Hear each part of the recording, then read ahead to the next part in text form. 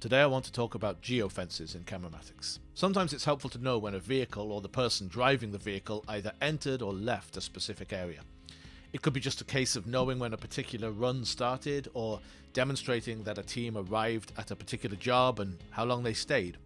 They can also be used to prevent theft or fraudulent use. If a vehicle isn't supposed to leave a particular area at a particular time of day, then it helps to define what that area is and know as soon as it happens. Or one more example, you might want to define a particular area such as a work site and want notifications, or at least a record, when vehicles arrive and leave, and if any vehicle exceeds a specified speed limit within it.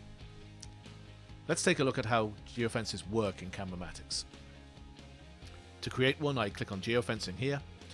Here I can see all the geofences currently in use, just 3 in this case, it's a demo account. Let's add another by hitting the plus button here. I can now define an area on the map that I want to place a geofence around. I just click here and I can either use a predefined shape or any polygon here. Let's just put a circle in for the moment.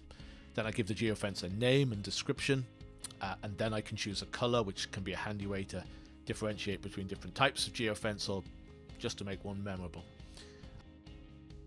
I've defined the area. Now I choose what specific events will trigger an alert. So entering the area, leaving the area, or if the speed of a vehicle within the geofence exceeds or goes below a specific amount, which of course I can specify. I can then get a notification if a vehicle is parked for more than a certain amount of time within this area. Let's set this to receive notifications when vehicles enter and leave, and if any vehicle goes above 15 kilometers per hour. Once I've done that, I can choose when this geofence is active in terms of the time of day or night, which obviously can be important and significant. And last but definitely not least, we need to choose the vehicles we wish to track. These are easily accessed within pre-specified groups specified by the user, of course, here on the right, and I can choose individually or by group. Let's apply this to our whole demo fleet. Why not? So to recap, we will now get notifications when any of these vehicles enter, leave, or travel over 15 kilometers per hour in this area at any time of day. So let's save it. Obviously, it goes without saying I can have as many geofences as I want, and by doing so I can provide total transparency around the operation of my fleet and my business.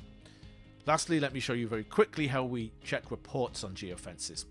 All I have to do is click into geofence events in here and use the filters here to select a date range, and obviously we've got all the usual options covered, and then we can filter in a variety of additional ways here. So we can show read or unread alerts, we can specify the type of event, so I, for example, may show only the speeding events, for example, and I can group events by either vehicle or geofence. Grouping is significant for geofences. If I group by a specific geofence, like a work site, and I choose one specific day, I'll get an instant report on all the traffic in and out of that site within that 24 hours. So in other words, it's a really fast way to get information you're often looking for in that context. Now let's open up a group here and look at a specific event, doesn't matter which. We'll see the additional detail here, including the precise nature of the event, so it was entry in this case, and the time, the vehicle, and so on. Now if there's an issue, I can download footage and additional data. I can choose precisely what data I want to see from the views that are available, and then we can review it here, and of course, if necessary, we can share it with the driver. And just lastly, before I go, and coming soon, possibly live by the time you're watching this video, we're bringing in email alerts on specific geofence events. So fleet managers can actually get immediate notifications when a geofence is broken, which means they can respond immediately if it's a case, for example, of theft or fraudulent use. Thanks very much. That's geofences in CameraMatics.